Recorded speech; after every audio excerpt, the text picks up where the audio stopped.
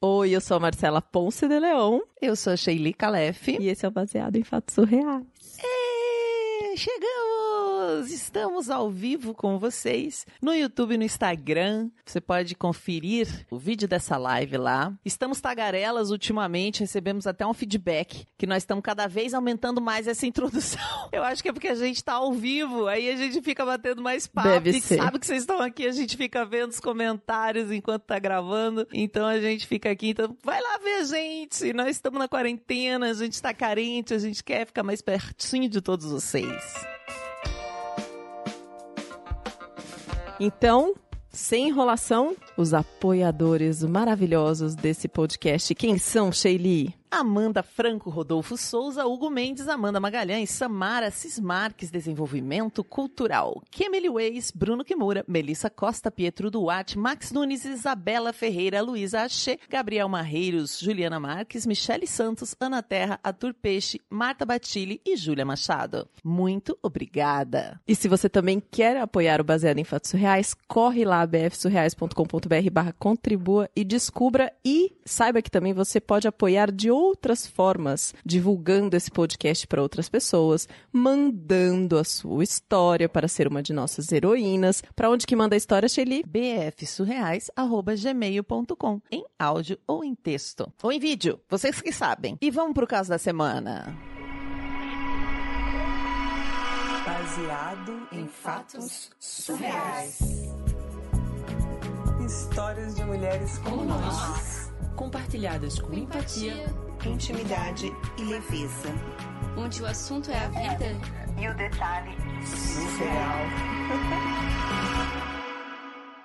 Sabe esse sentimento que dizem pra gente que é universal, assim, de que quando você entra na puberdade, lá nos seus 13, 14 anos, os hormônios vão ficar enlouquecidos e você mal pode se controlar, assim, tipo, você começa a sentir aquela cosquinha, aquela vontade. Quando você vê uma pessoa, você começa a achar interessante, aí dá vontade de beijar na boca, passar a mão, sabe? Acho que eu sei. Não tive isso, mas acho que eu sei. Já ouvi falar. Que dá uns comichão diferentes, assim, uma vontade de experimentar as coisas. Aí você começa a se apaixonar. Nossa! E é uma paixão por semana, às vezes, sabe? Que delícia! Isso Pois sim, porque aí você se apaixona, sei lá, pela pessoa da revista, pela pessoa da novelinha, pela pessoa do colégio, pela pessoa, né? Uhum. Meninos e meninas ao gosto do freguês, mas por todo lugar tem alguém interessante. Pois é. Só que esse tipo de sentimento eu nunca tive.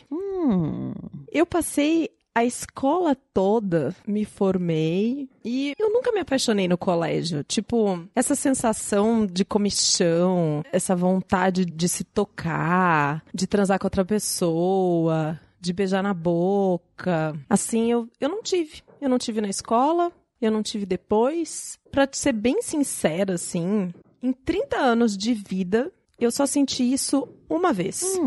E nem foi na época que todo mundo diz que acontece, sabe? Na adolescência. Você fala assim mais da paixonite ou do tesão, assim? Das duas coisas. Tá. Da paixão, do tesão, do desejo. Eu olhava pra meninos, meninas, homens e mulheres e eu não sentia nada. Eu não sentia nem vontade comigo mesma, assim, sabe? De explorar meu corpo e provocar essas sensações. Tipo, era uma coisa que simplesmente não acontecia, assim. E eu também não sentia falta, sabe? De sentir isso. Tipo, era normal. E aí, eu via as minhas amigas, tipo, sofrendo de namorados, amores. Tipo, a vida delas circulava em torno dessas coisas, assim. Falavam do desejo, das coisas que elas estavam sentindo e tal. E eu ficava ali do lado, fingindo que eu tava entendendo tudo que tava acontecendo. Mas eu não tava entendendo. Eu nunca senti. E eu não sentia falta. Não sentia falta mesmo, assim. Eu ocupava a minha vida com outras coisas. Eu fazia as minhas atividades, enfim. E não fazia esforço, assim, pra ser igual às outras pessoas, sabe? Mas e as amigas não pegavam no pé? Porque eu lembro, assim, na minha época, pelo menos, o tal da boca virgem de bebê. Quem não beijava parecia que era menos menina que as outras. Quem não tinha dado um beijo na boca ainda. Tem uma pressãozinha quando você tá na adolescência também pra compartilhar umas histórias que é meio chato, né? Olha, às vezes até tinha, assim, mas elas estavam tão autocentradas nos dramas emocionais delas mesmas que elas gostavam sensação de ter uma amiga que tava ali sempre pra ouvir, sabe? Não precisava compartilhar os dela, assim. Então não era um problema, assim. E eu não queria fingir que eu era igual às outras pessoas e tentar arrumar um namorado, uma namorada, qualquer coisa assim, enfim. Até rolava uma percepção, assim, eu acho, né? Que as pessoas ficavam imaginando que eu era lésbica. E até passou pela minha cabeça, assim. Mas a verdade é que, como eu falei, não tinha diferença. Tipo, homem, mulher, menino, menina. Eu não sentia nada por nenhum dos dois. Realmente assim, você não era lésbica, você só não sentia nada. Nesse sentido. Não sentia nada no lugar dessa sexualidade, do desejo, do tesão. E assim, pra ser bem sincera, não tem nada a ver com criação, assim, ou sexualidade reprimida, qualquer dessas coisas, assim. Meus pais foram sempre muito abertos sobre sexo, sabe? Tipo, a minha mãe é daquelas que não vão mentir pra criança, assim. Então, enquanto os meus amigos da escola ainda achavam que as crianças vinham de cegonha, eu já sabia de onde vinham os bebês, entendeu? Eu sabia o que funcionava, assim, como eram as coisas. E até pra você ter uma noção, assim, eu tenho uma irmã, e a gente regula mais ou menos a idade, e a minha irmã não tem absolutamente nada a ver comigo. E nós fomos criadas na mesma casa, pelos mesmos pais, e ela é totalmente diferente. Tipo, ela tem desejo, ela teve os hormônios, transiane, enfim. Saracoteando. E durante muito tempo, apesar de eu não ligar muito, assim, eu ficava com aquela pulguinha na cabeça, né? De que talvez esteja errado, ou não esteja, enfim. Hoje eu sou casada. Eu sou muito feliz, casada com um homem que eu conheci durante a universidade. A gente foi bem amigo durante uns meses, assim, uns 6 meses, até eu aceitar dar uns beijos nele. E aí, com ele, eu comecei a perceber que eu tava sentindo alguma coisa diferente. E eu posso dizer com convicção, assim, que ele foi a única pessoa, a minha vida inteira, por quem eu me apaixonei e senti atração sexual. Eu nunca tinha tido, sabe, isso antes. E foi exatamente na época da faculdade que eu descobri que isso tinha um nome. E que eu não era a única pessoa que me sentia desse jeito, sabe? Existem outras pessoas que são assexuais e aromânticos.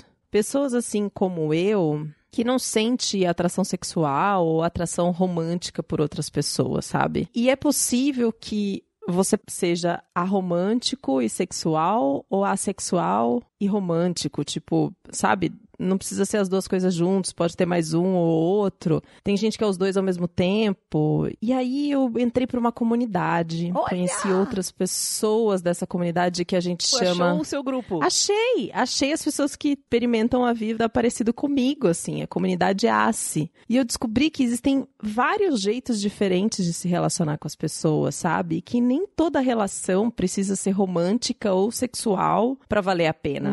Que existe uma infinidade, assim, de pessoas em espectros diferentes de assexualidade. Algumas não sentem vontade nenhuma de transar, como eu, por muito tempo, assim, sabe?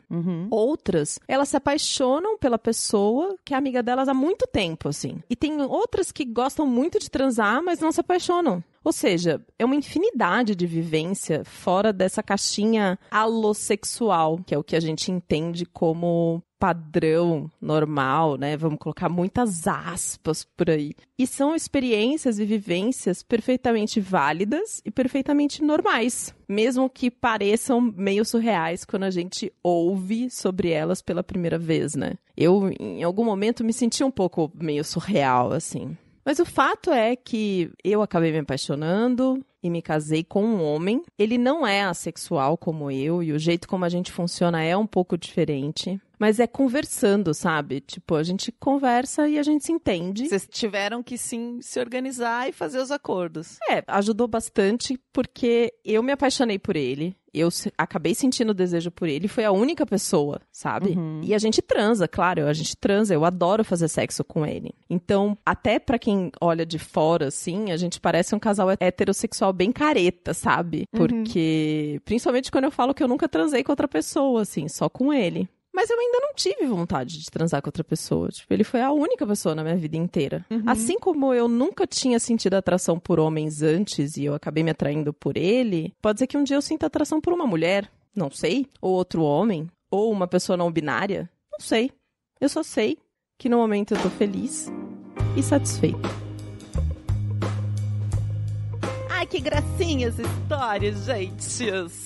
Nessa semana especial, nesse mês especial de orgulho LGBTQI+.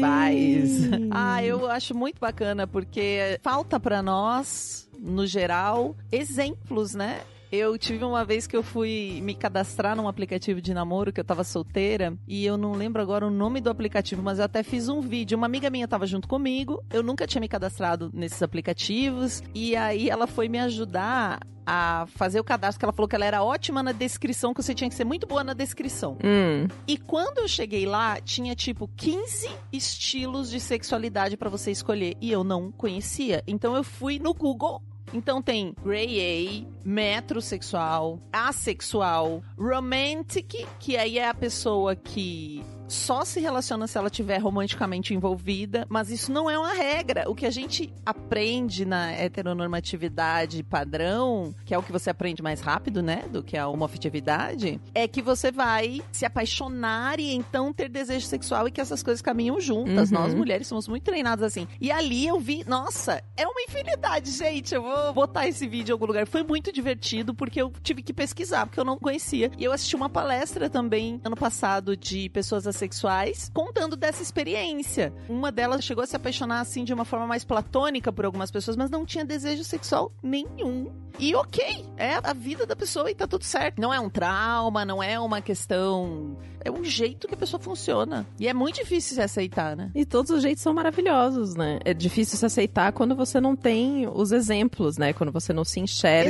Exato, não tem a referência, se compara. Outro dia eu vi uma situação também de um casal, isso especificamente porque essa moça tinha sofrido uma violência, então ela não gosta de penetração. E ela é casada. E eles querem ter filhos. Eles são casados e são felizes. Ele não tem essa questão. Mas eles organizaram, assim, uma vida com sexualidade, mas sem penetração, porque ela não gosta, porque tem essa questão de um abuso que ela sofreu. Então eles fizeram inseminação pra ter o filho. E tá tudo bem. Ai, que lindo! E só esse fato tão simples da penetração já parece ser algo... Como assim? Né? Mulheres, às vezes, são pressionadas logo após ter filhos pra fazer sexo com penetração. Então, tipo, é um jeito tão duro de encarar a realidade, quando na verdade não, pode e ser... simplista, né? Como a gente fala muito sobre isso aqui, sexo não é penetração, gente. Não é só penetração. O sexo tem tantas manifestações, assim, tantas.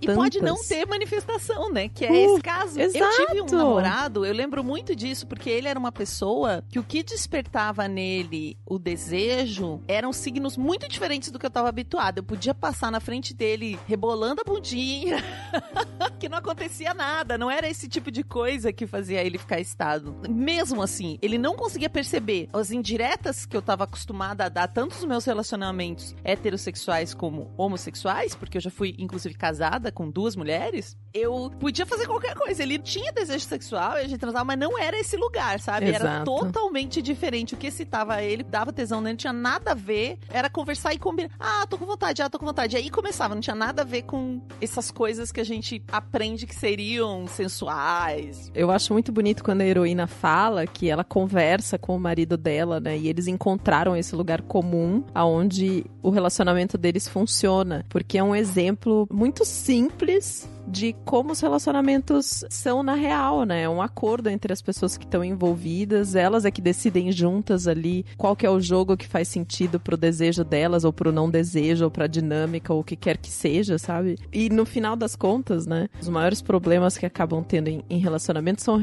exatamente por uma falta de diálogo sobre esses lugares, né? Porque a gente acha que o nosso jeito de manifestar a paixão, o amor, o desejo é idêntico ao da outra pessoa que tá com a gente. Enquanto a gente não realiza que somos pessoas diferentes e que cada um tem um jeito de manifestar e compreende aquilo, rola ruído, né? Acho muito bonito isso. Tem uma coisa que eu comecei a pensar chegando nos 40 já, né? Que é sobre compatibilidade sexual. Não era uma coisa que eu considerava, mas depois eu comecei a perceber também. Muitas vezes a gente não quer discutir porque tem uma incompatibilidade, e aí pode ser que não chegue num acordo. Só que se a gente não explicitar realmente, ficam umas coisas veladas e difíceis, porque às vezes uma pessoa, por exemplo, gosta muito de fazer sexo, a outra não gosta tanto, e ou eles vão conseguir um acordo juntas ou juntos de como vai funcionar essa lógica, ou não vai funcionar pra alguém.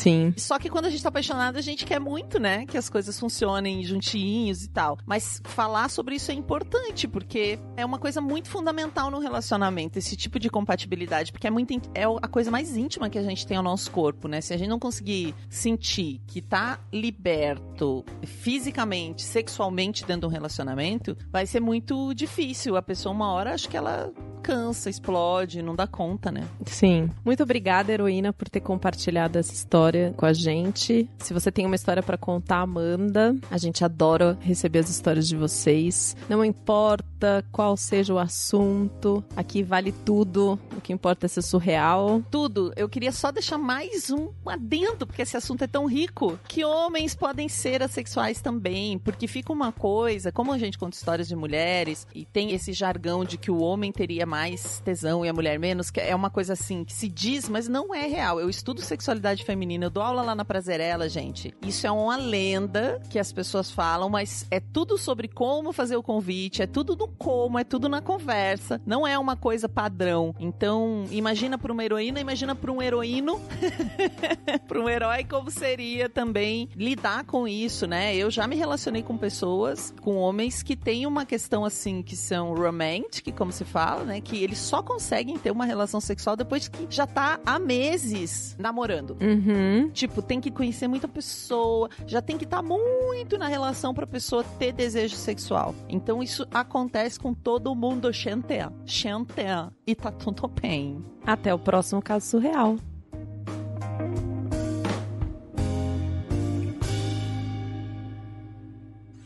Esse podcast foi editado por Domênica Mendes.